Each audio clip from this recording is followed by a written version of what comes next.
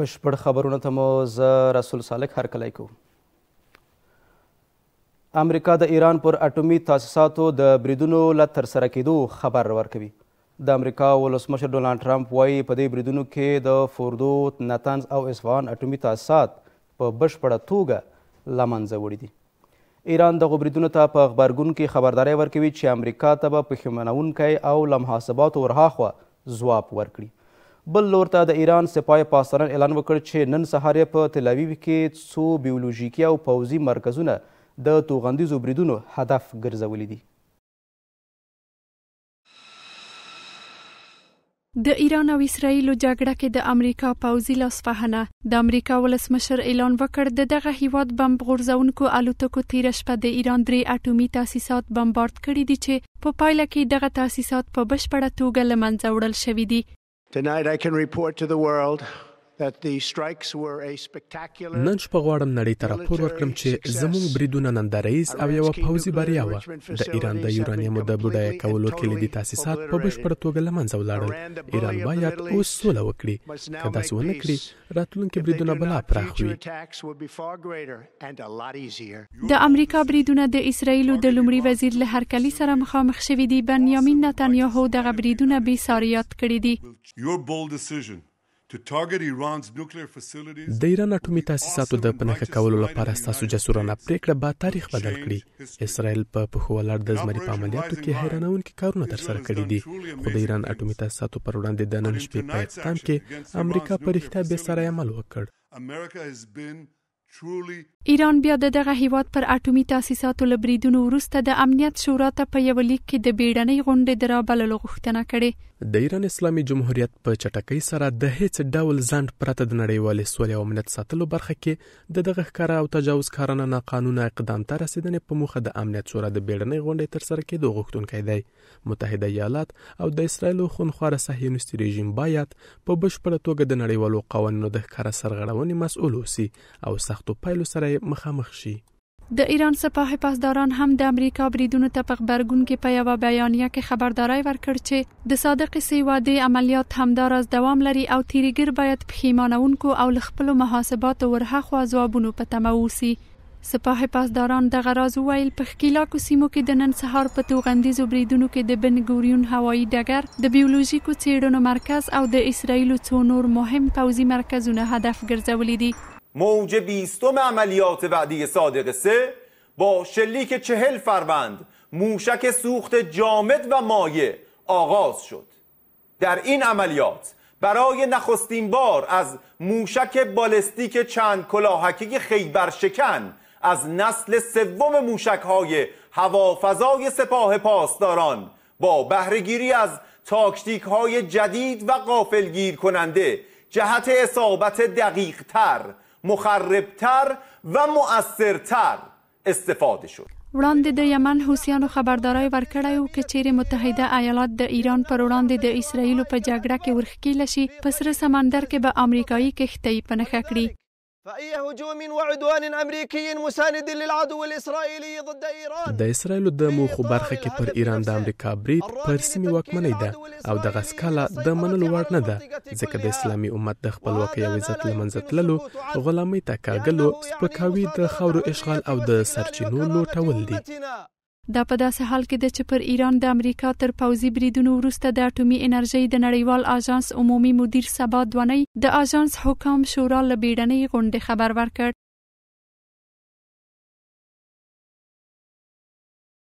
د ایران پر 3 اټومي تاسیساتو د امریکا هوایي بریدونو له پراخو غبرګونونو سره مخ شوي دي. سعودي عربستان ویلي چې د شته وضعیت اندېښمن دی او له ټولو لورو غواړي چې له زغم سره دی په سیمه کې د لا ډیرو ترنګلتیاو زور اخیستو څخه دی مخنیوی وکړي. قطر هم پر ایران د دې بریدونو لا پایلو اندېښنه ښودلې ده. د ملګرو ملتونو سرمنشي ټینګار کړی چې دغه کار د سیمه او نړۍ امنیت لپاره یو مخامخ ګواښ ګڼل کیږي. د ایران د بهرنیو چارو وزیر بیا امریکا د خطرناک بریدونو د پایلو مسؤل ګڼي او ټینګار کوي چې تر دې وروسته ډیپلوماسي د ایران لپاره کومه لاره نه ده.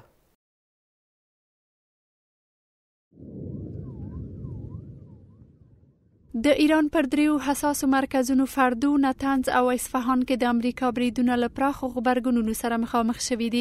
سعودي عربستان دغه بریدونو څخه د اندېښنې په ښودلو سره له ټولو لورو غوښتي په زغم سره د سیمه کې د ترنګلتیاو د لا ډیر زور اخیستو څخه مخنیوي وکړي. د امریکا لخوا د ایران پر اټومي تاسیساتو برید په اندېښنې سره څارو.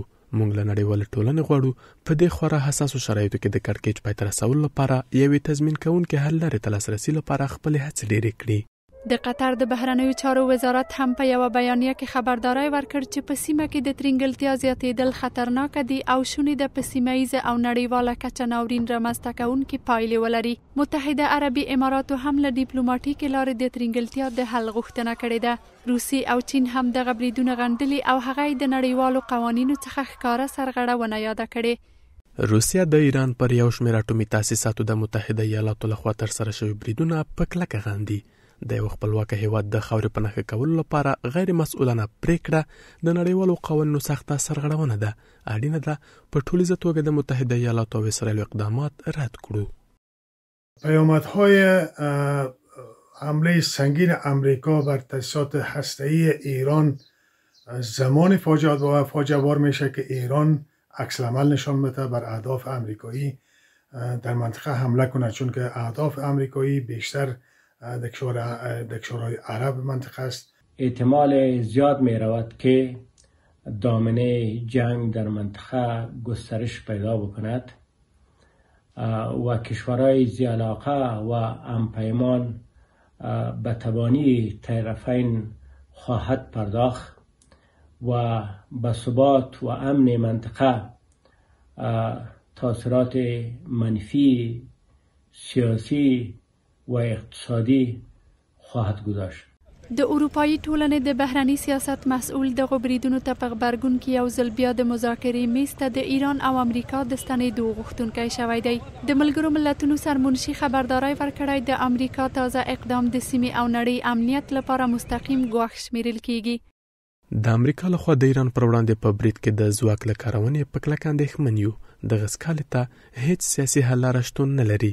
دا په رښتیا په سیمه کې د وضعیت خطرناکه زور اخیستنه ده چې زوړ ته نږدې ده. دغه اقدام د نړیوالې سولې او امنیت لپاره مستقیمه ګواښ دی. د ایران د بهرنیو چارو وزیر بیا ترکیه کې یوه خبري ناسته کې امریکا د وروستیو تحولاتو مسؤله ګڼي او وایي له دې وروسته ډیپلوماسۍ د ایران لپاره کومه چاره نه ده. The Islamic Republic of Iran condemns in the strongest اسلامي جمهوریت د ایران سولهییزو اټومي تاسیساتو پر وړاندې د متحده ایالاتو وحشیانه پوځي تیری په کلکو ټکو غندي. دا د ملګرو ملتونو د منشور او د نړیوالو قوانینو د بنسټیزو اصولو ښکاره سرغړونه ده. په واشنګټن کې د جګړې رامنځته کوونکې او قانون ماتونکې اداره په بشپړه توګه د دې بریدونو د خطرناکو او پراخو پایلو مسؤله ده. یو شمیر امریکایي سناتورانو هم د امریکا دغه بریدونو څخه په نیوکې سره ویلي چې ډانلډ ټرمپ د کانګرس د جواز پرته د ایران جګړې ته د ننوتو لپاره هیڅ قانوني صلاحیت نه لري. امیر خان متقی له ازبکستان، پاکستان او سوریې سره د همکاریو پر پراختیا ټینګار کړی دی. د بهرنیو چارو وزارت سرپرست د ازبکستان او پاکستان د بهرنیو چارو وزیرانو سره په لیدنه کې د دوه اړخیزو اړیکو د پراختیا او د سیمه ییزو په تېره بیا د ترانس افغان اوسپنې پټلۍ پروژې پر سر خبرې کړي دي. ښاغلي متقي همداراز د سوریې د بهرنیو چارو وزیر سره په کتنه کې هیله څرګنده کړې چې د افغانستان او سوریه وکړی شي د تیرو جګړو ننګونو هواري کې برلاسی شي. په استانبول کې د ازبکستان، پاکستان او سوریې د بهرنیو چارو وزیرانو سره د امیر خان متقي لیدنه. د بهرنیو چارو وزارت اعلان وکړ چې د دې وزارت واکپال چې د اسلامي همکاریو سازمان د بهرنیو چارو وزیرانو په 50مه غونډه کې ګډون لپاره ترکیې ته تللی دی. د دې غونډې په څنډه کې له بختیار سعیدوف، اسحاق ډار او اسد حسن شیباني سره لیدنې لرلې دي. ښاغلي متقي او د ازبکستان او پاکستان د بهرنیو چارو وزیرانو په جلا کتنو کې د سیمهییزو پروژو او سیمهییز نښلون په ځانګړې توګه د ترانس افغان اوسپنې پټلۍ پر پلي کېدو ټینګار کړی دی. هر از گاهی که خطاان افغان ترانس تطبیق میشه بدون شک افغانستان به کشورهای آسیای مرکزی، به اروپا و همچنان کشورهای منطقه وصل میکنه و این سبب رشد تجارت افغانستان خواهد شد. از طرف دیگه شما میفهمین زمانی که پروژه تطبیق میشه نه تنها که به مردم زمینی کار و اشتغال پیدا میشه، بلکه عملا افغانستان مبدل به یک چاره ترانزیت میگرده که خود سبب بلند رفتن اعتبار سرمایه‌گذاری در افغانستان خواهد شد. د بهرنیو چارو وزارت دغه راز ټینګار کړی چې د وزارت واکپال او د پاکستان د لومړي وزیر مرستیال او د بهرنیو چارو وزیر د افغانستان، پاکستان او چین د غونډې ترسره کېدو په اړه چې په پام کې د په کابل کې ترسره شي هم خبرې کړې دي. په همدې حال کې یو شمېر سیاسي کارپوهان اسلامي هیوادونو سره د کابل د اړیکو پراختیا د هیواد د سیاسي او اقتصادي وضعیت ښه کېدو کې مهمه بولي. کشورهای اسلامی اعضای فعال جامعه جهانی و نهادهای بین‌المللی میباشند میتوانند در قسمت وصل شدن دوباره افغانستان با جامعه جهانی و نهادهای بین‌المللی همکاری نمایند. امیدوار هستیم که کشورهای اسلامی هم با در نظر داشت منافع اولیای مردم افغانستان و ارزش‌های دینیشان و مشترکات دینی که با مردم افغانستان دارند بتوانند در قسمت حل چالش‌ها، ارائه خدمات بشردوستانه و وصل شدن دوباره افغانستان با جامعه جهانی اقدامات عملی روی دست بگیرند. روابط افغانستان با کشورهای اسلامی طبیعی است که زمینه را در حوزه دیپلماتیک و سهیم شدن افغانستان در سیستم جهانی و همچنان فعالیت‌های قانونمند در محیط بین المللی بدون شک مساعد می‌سازد. د بهرنیو چارو وزارت همداشان د ترکیه په استانبول کې د سوریه د بهرنیو چارو وزیر سره د امیر خان متقی له لیدنې خبر ورکړ او ویل دوړ لورو هیله څرګنده کړه چې کابل او دمشق وکړای شي شته ننګونې چې تیرو جګړو دوړو هیوادونو لپاره رامنځته کړي دي حل لاره پیدا کړي.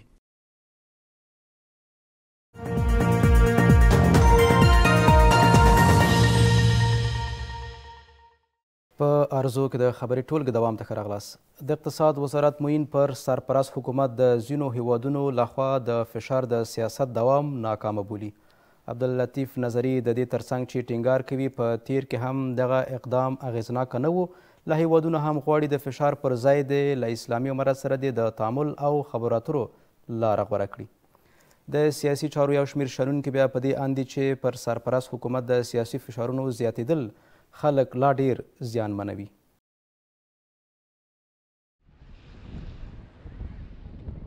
پر افغانستان د نړۍ د فشارونو له دوامه د اسلامي امارت نیوکه. د اقتصاد وزارت مسلکي معین وایي پر واکپال حکومت د ځینو هیوادونو له لوري د فشار سیاست دوام په تیرو کې کومه پایله نه ده لرلې او په راتلونکي کې به یې هم ونه لري. عبداللطیف نظري د نړۍ له ټولو هیوادونو غوښتي د فشار پر ځای د تعامل او خبرو اترو لار غوره کړي. به این مفهوم است که همه کشورها باید راه تعامل و گفتگو را با امارت اسلامی در پیش بگیره و سیاست فشاری که از سوی برخی کشورها اعمال میشه محکوم به شکست خواهد بود. یو شمیر سیاسي کارپوهان هم وایي د نړۍ د سیاسي فشارونو دوام د افغانستان د خلکو په زیان دی او اړینه ده د افغانستان واکپال حکومت او نړیواله ټولنه خپل اختلافات د تفاهم او خبرو له لارې حل کړي. انزوا رفتن به نقص کشورهای مخصوصا فقیر هست و تلاش شود که با کشورهای جهان کنار آمده شود و تفاوت‌ها کم شود و نقاط مشترک و منافع مشترک فکر شود و رفتن به جهت منافع مشترک باعث میشه که سود دو جانبه به وجود بیاید و کشور ترقی کنه. جامعه جهانی تقاضا می رود تا تحریم‌های وضع شده بر مردم افغانستان را از میان بردارند، زیرا آوردن فشارها به هیچ شکل راه حل مشکل افغانستان نبوده. یگانه راهی که میتواند افغانستان را از بحران‌های سیاسی، اقتصادی و اجتماعی که فعلا با آن دامنگیر هست فقط راه گفتگوها و تامین ارتباطات بیشتر با جامعه جهانی. د اسلامي امارت چارواکو هم منلې ده چې پر افغانستان د بندیزونو دوام پر سوداګرۍ، پانګونې او په هیواد کې د بېوزلۍ او وزګارتیا د کچې پر زیاتېدو منفي اغیزه کړې ده.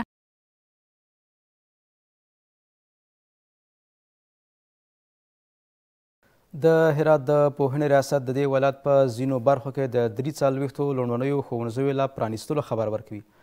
د هرات د پوهنې رئیس وایي د دې ښوونځیو په جوړېدو سره به د دې ولایت په لرو پرتو سیمو کې ښوونځیو ته له زده کړو څخه د زرګونو بې برخو ماشومانو د تلو زمینه برابره شي. په هرات کې یو شمېر کورنۍ او زده کوونکي که څه هم د دې ښوونځیو له رامنځته کېدو خوښ دي، خو په دې ولایت کې د زده کوونکو لپاره د لا ډېرو ښوونیزو اسانتیاو پر برابرېدو ټینګار کوي.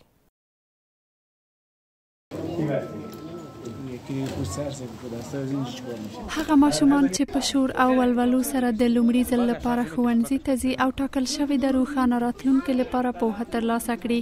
د هرات د پوهنې ریاست وایي د روان لمریز کال له پیله تر دې د 43 ښوونځي د دې ولایت بیلابیلو برخو کې پرانستل شوي دي چې له هغو څخه 15 دولتي او پاتې نورې خصوصي دي. د دې ادارې د مسؤلینو په خبره د دغو ښوونځیو په پرانستو سره له زده کړو بې برخې زرګونه ماشومانو لپاره ښوونځي ته د تلو زمینه برابر شوې ده. از شروع سال تعلیمی تا اکنون تعداد 43 باب مکتب دولتی و خصوصی به سطح شهر و ولسوالی‌ها تأسیس شده است که از جمله تعداد 5 باب مکتب دولتی و 38 باب مکتب خصوصی می باشد. مکاتب دولتی در ولسوالی‌های دوردست و مناطق محروم ولسوالی‌ها تأسیس شده است که الحمدلله و لله الحمد با تأسیس این مکاتب شرایط آموزشی برای ده‌ها هزار شاگرد فراهم گردیده است. زده کوونکي ماشومان هم له دې چې ښوونځي ته د تلو زمینه برابره شوې خوښ دي او وایي له دې وړاندې چې ښوونځي ته له تلو محروم او د خپل نامعلوم راتلونکي په اړه اندېښمن وو. قبلا مکتب جغرافی خان دور بودن میرفتم دور بودن حالا اینجا مکتب زیاد شده اینجا خوشحالم خیلی که اینجا قبلا مکتب بازار خیلی دور بود نمیتونستم رفتم حالا که اینجا مکتب نزدیک شده اینجا حالا خیلی خوشحال است. په ورته وخت کې د زده کوونکو یو شمیر کورنۍ او په هرات کې د لرې پرتو سیمو اوسیدونکي د دغه ولایت په ښوونځیو کې د معیاري ودانیو له نشتونه اندېښمن دي او د واکپال حکومت له مسؤلینو غواړي دغې ننګونې ته رسیدنه وکړي. 2 ماه پیش و 3 ماه پیش مشکلات مردم زیاد بود در حساب مکتب طفلان مردم، چون از اینجا تا مکتب مرکز کرو 3 کیلومتر و بالاتر و کمتر بود. طفلان مردم در هوای گرم مکتب رفتن نمیتونستند، در زمستان هم در هوای سرد بود. مشکلات سنگینی به دوش طفلان مردم بود و مردم از درس و تعلیم محروم. ریاست معارف ما 3 خواسته داریم. یکی که از زمین مردم به مکتب بداده، یعنی به معارف زمین داده شده، خواه از اینیم که تعمیری در آینده اگر بودجه باشه ساخته بشه. و فعلا ما نیاز به کتاب داریم. شاگردای ما کتاب ندارند، کتاب چاپ نشده و کتاب به دسترس ما قرار داده نشده و کتاب‌های هم از سابق بوده فرسوده شده. د هرات د پوهنې ریاست د شمیرونو له مخې اوس مهال په دغه ولایت کې څه باندې 110 دولتي او خصوصي ښوونځي فعالیت لري چې زرګونه تنه زده کوونکو ته د زده کړو زمینه برابره کړې ده او دوی هڅه کوي د معیاري ودانیو په جوړونې او بیا رغونې سره زده کوونکو ته د زده کړې زمینه برابره کړي.